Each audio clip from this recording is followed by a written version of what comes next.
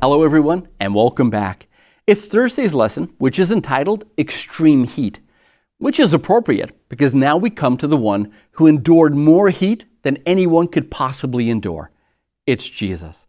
Isaiah 53:10 says, "But it pleased the Lord to crush him and give him grief."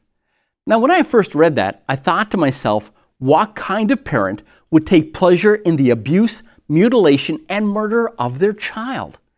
Now, think about it. We've been talking all along this week about how God was trusting people with the revelation of His character of love. And now we come to the text that says God took pleasure in crushing His Son and causing Him grief. Okay, this does not sound like a loving God.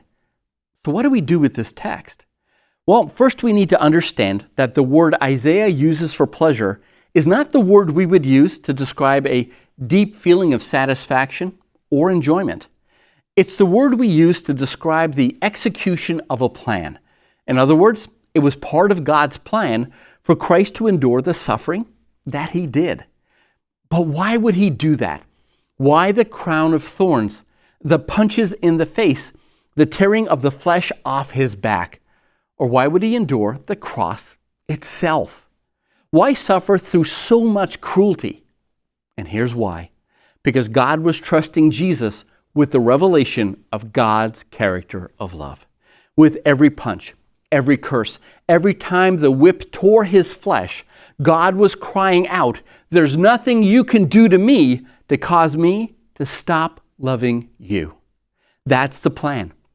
To show humanity that while there is a great price to pay for sin, that God was willing to endure anything to show us how much He loves us and how determined He is to save us.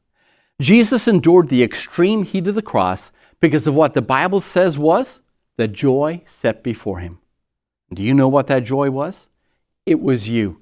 Jesus did this because He wanted most in all this universe. What He wanted the most was you and me, for you and me to come home. Understand, God did not kill Jesus or punish Jesus. Jesus endured our cruelty so that we could see that God is willing and able to save us from any and all sin, even the sin that cost Jesus His life. That was the plan that pleased God. You take care. God bless. I'll see you tomorrow.